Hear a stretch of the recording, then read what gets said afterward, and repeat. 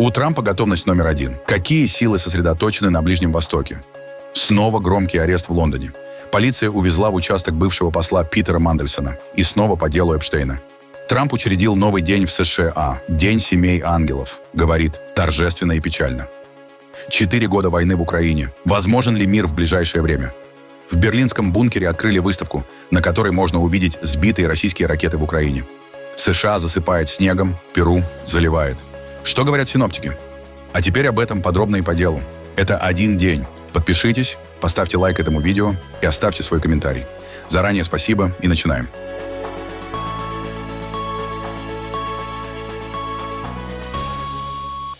Февраль 2026 года стал временем предельного дипломатического и военного напряжения. Пока в Женеве и Омане проходят экстренные раунды встреч, агентство Reuters, ссылаясь на иранских дипломатов, сообщает о возможной сенсации. Тегеран выразил готовность пойти на уступки по ядерной программе в обмен на отмену санкций. Однако, как отмечает The New York Times, кредит доверия Вашингтона исчерпан.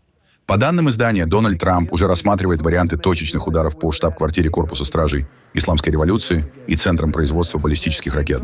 Президент открыто заявляет, если переговоры 26 февраля провалятся, для Ирана наступит очень плохой день.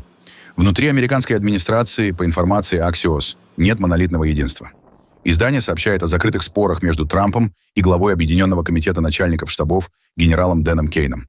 Хотя публично президент называет Кейна великим бойцом, способным на быструю победу, источники Axios утверждают, что в частных беседах генерал предупреждает о колоссальных рисках эскалации и угрозе затяжного конфликта.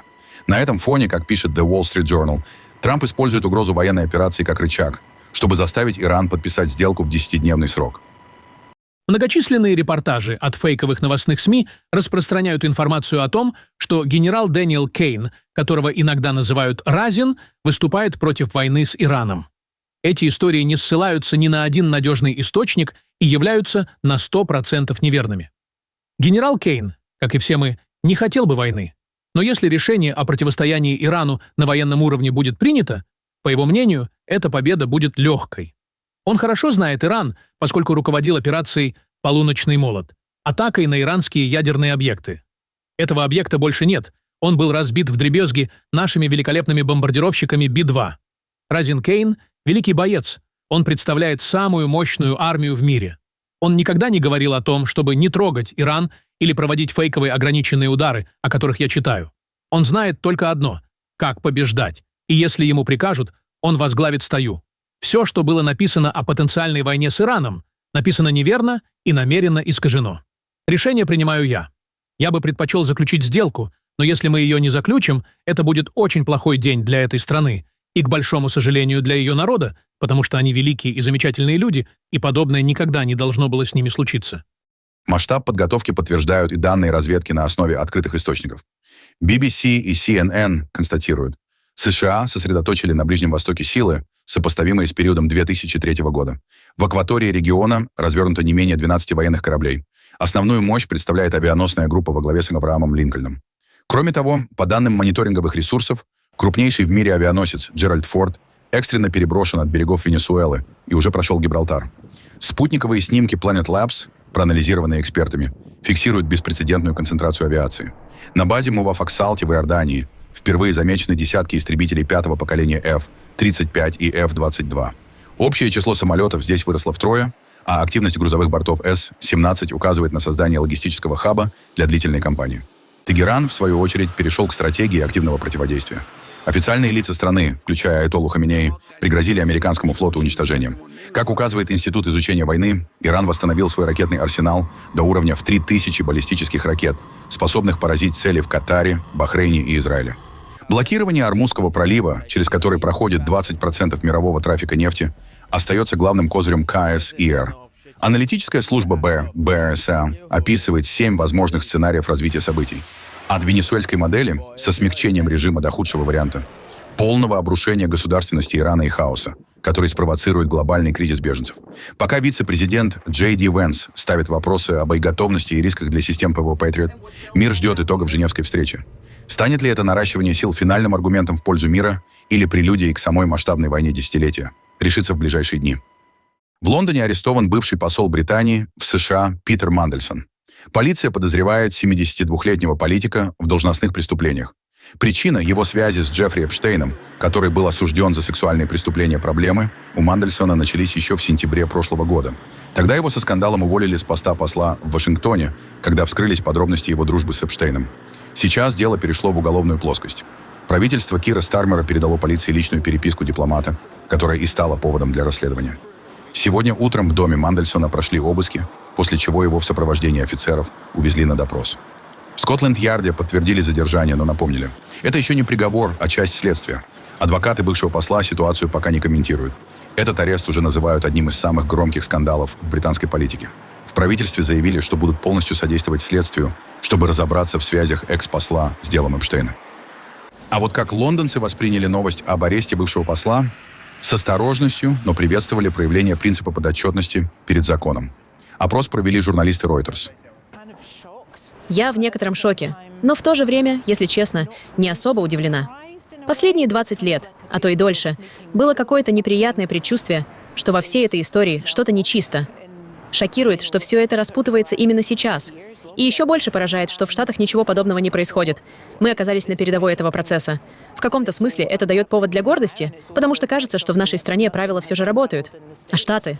О боже, чем это вообще у них закончится? Понятия не имею. Я считаю, что действия громче слов, и хотя меры приняты и репутации разрушены из-за арестов, мне было бы интереснее узнать, дойдет ли дело до реальных обвинений в будущем. Да, сейчас кажется, что в нашей стране людей призывают к ответу чаще, чем в США, но изменится ли это со временем? Учитывая нынешнего президента, я не думаю, что ситуация там поменяется. Мы говорим о двух людях, Эндрю и Мандельсоне, из, вероятно, десятков. Не думаю, что это такой уж хороший показатель. В США все гораздо хуже. Но да, мы понимаем, что происходит. Ситуация в Мексике стабилизируется, но остается напряженной. После ликвидации лидера картеля CJNG Эль Менчо, президент Клаудия Шейнбаум официально заявила, что основные федеральные трассы, включая шоссе Мехико-Пуэбло, полностью разблокированы и очищены от сгоревшего транспорта. В Мехико развернут национальный центр координации, который в реальном времени отслеживает обстановку во всех штатах. Несмотря на открытие дорог, в регионе Истмус-де-Теуантепек и штата Оахака школы остаются закрытыми, а улицы патрулируются усиленными колоннами военных и Национальной гвардии. В туристическом Пуэрто-Вальярта, где спутники зафиксировали десятки очагов возгораний у торговых центров, постепенно восстанавливается авиасообщение, приостановленное накануне из соображений безопасности. Власти подтвердили гибель 25 бойцов Национальной гвардии в ходе столкновений и подчеркнули, что операция была проведена мексиканскими силами при информационной поддержке разведки США. Гражданам и туристам в штатах Халиско и Оахака рекомендуется сохранять бдительность, следить за официальными обновлениями местных властей и избегать перемещений по междугородним трассам в темное время суток. Все операции проводятся федеральными силами. Участия США в этой операции нет. Как мы уже неоднократно говорили, существует активный обмен информацией. Взаимопонимание с Соединенными Штатами основывается прежде всего на обмене разведывательными данными. В данном случае правительство США предоставило информацию и даже выпустило разведывательное заявление. Но вся операция, начиная с этапа планирования, является зоной ответственности федеральных сил. В данном случае – Министерства национальной обороны. Дональд Трамп официально учредил в США День семей ангелов. Так называют американцев, чьи близкие погибли от рук нелегальных мигрантов. На встрече в Белом доме президент снова раскритиковал миграционную политику прошлых лет и пообещал усилить меры безопасности на границах. Ожидается, что эта тема станет главной и в его завтрашнем обращении к Конгрессу. Сейчас в стране продолжаются масштабные рейды по депортации, которые Трамп начал сразу после возвращения на пост. Мы собрались здесь сегодня по поистине торжественному и печальному поводу. В этом зале ко мне присоединились убитые горем американцы, потерявшие родителей, братьев и сестер, детей, внуков и дорогих близких из-за бича нелегальной иммиграции, допущенной прошлой администрацией. Миллионы и миллионы людей из тюрем, миллионы и миллионы людей из стран, о которых мы и знать не хотим. Каждый в этом зале не только понес бесконечную утрату, но и стал жертвой политиков, которые поставили комфорт иностранных преступников выше безопасности американских граждан и американских патриотов. Их истории подвергались цензуре и подавлялись так, как, возможно, никогда раньше, чтобы политики могли открыть наши границы и позволить захватить нашу страну. Если бы мы не победили на выборах, наша нация была бы уже уничтожена. Вашингтон аннулировал визы 3 чилийским чиновникам. Причина – кибератаки. Посол США в Чили Брэндон Джад заявил, иностранные хакеры взломали местные телеком-компании и бизнес, а власти на это никак не отреагировали. Теперь под угрозой безвизовый режим для всех граждан страны. В США прямо говорят, если Чили не займется кибербезопасностью, правила въезда пересмотрят для каждого. Мы только что стали свидетелями серьезного взлома телекоммуникационных компаний здесь, в Чили. Мы видели, как строительная компания подверглась атаке злоумышленников. Дальнейшее полностью зависит от действий этой страны. Безусловно, рассматриваются все варианты в зависимости от того, какой курс выберет администрация в будущем. Израиль окончательно отказался возвращаться в Совет ООН по правам человека. Спустя год после выхода из организации Иерусалим подтвердил, подвижек нет, а предвзятость осталась. Год назад Израиль объявил, что больше не будет участвовать в работе Совета по правам человека. Прошел год, и мы думали, мы надеялись, что за этот год мы увидим изменения, драматические изменения, которые позволили бы нам вернуться в Совет.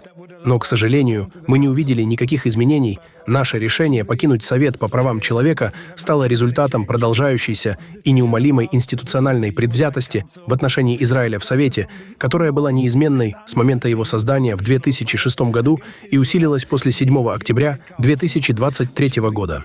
Механизмы, созданные Советом по правам человека, демонстрируют, как Совет сошел с рельсов, когда дело доходит до выделения моей страны, государства Израиль. Когда дело касается Израиля, нет ни беспристрастности, ни объективности, ни правил поведения, ни нейтралитета. Вот почему в течение последнего года среди сотрудников ООН действует активная группа друзей так называемой Палестины.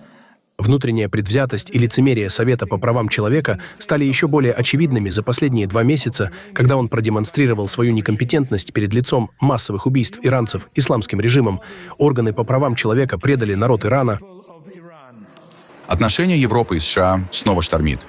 В Брюсселе экстренно отменили голосование по торговой сделке с Вашингтоном. Причина – новые пошлины Дональда Трампа. Он ввел 15% налог на импорт после того, как американский суд заблокировал его предыдущие указы. Евродепутаты заявляют прямо – договариваться на таких условиях невозможно. Брюссель требует гарантий, что достигнутые в Шотландии соглашения будут соблюдаться.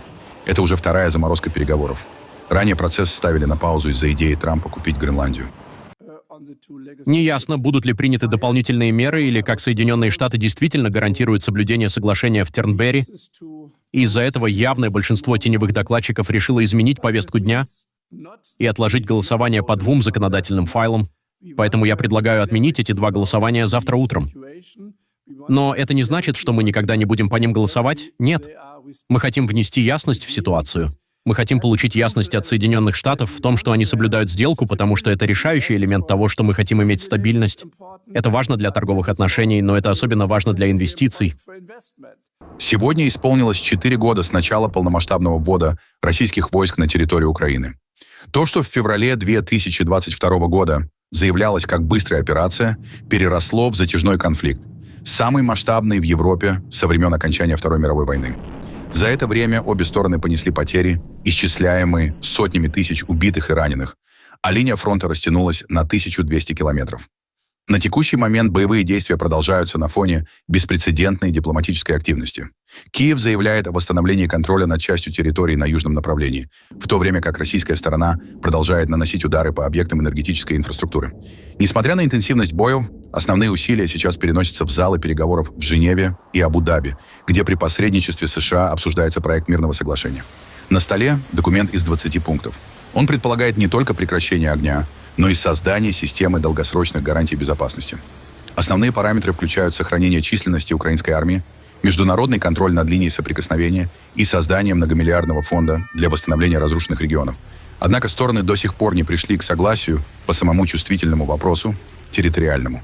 Москва настаивает на выводе украинских подразделений из тех районов Донецкой области, которые на данный момент остаются под контролем Киева. Украина, в свою очередь, отказывается передавать территории, ссылаясь на конституционные ограничения и отсутствие мандата на такие изменения без проведения референдума.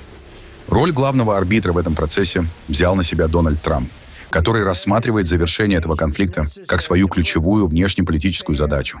О том, насколько стороны действительно близки к компромиссу и какие скрытые препятствия мешают подписанию документа, рассуждает военный аналитик Самир Пури.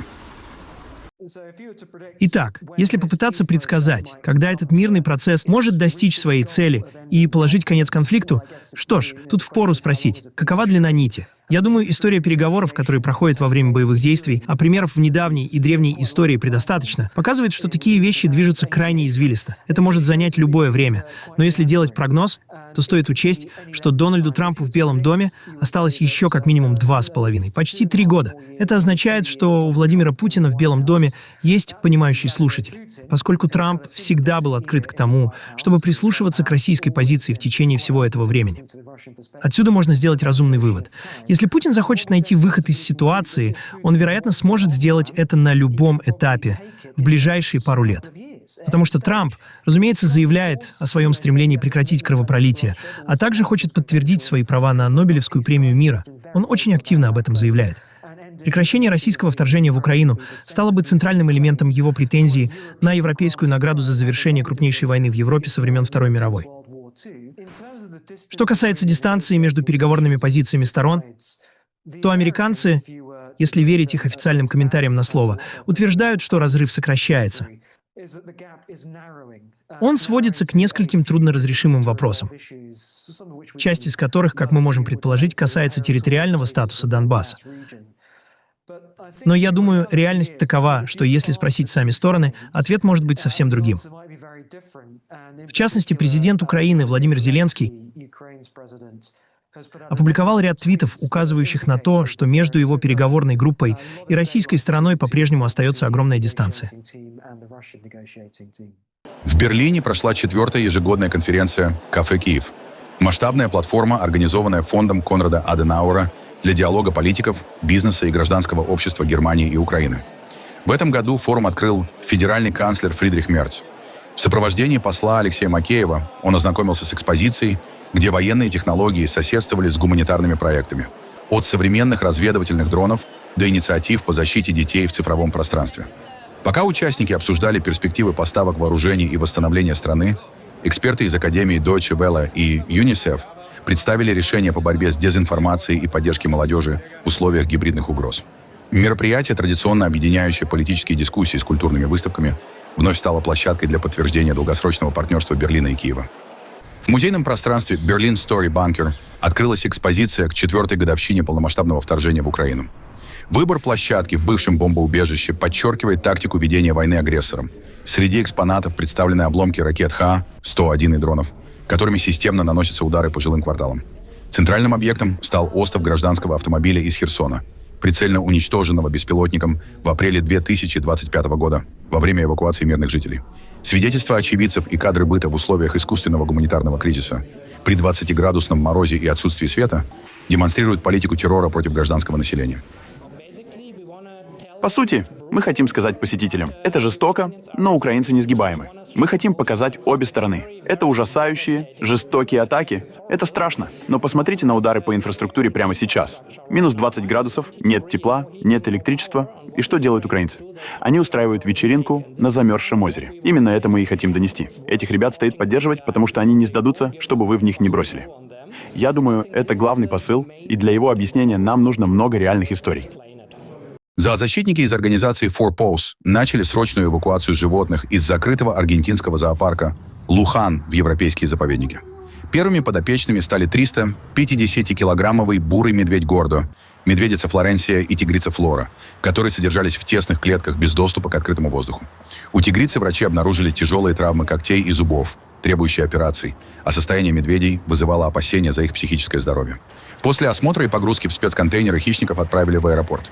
Медведи будут жить в естественных условиях в болгарском заповеднике Белица, а Флора пройдет реабилитацию в голландском центре Фелида. Это стало возможным благодаря соглашению с правительством Аргентины о расселении сотен животных, оставшихся в зоопарке после его закрытия из-за жестокого обращения. Тигрица Флора стала одной из первых, кому потребовался осмотр из-за вросших когтей. Наши ветеринары никогда не видели ничего подобного.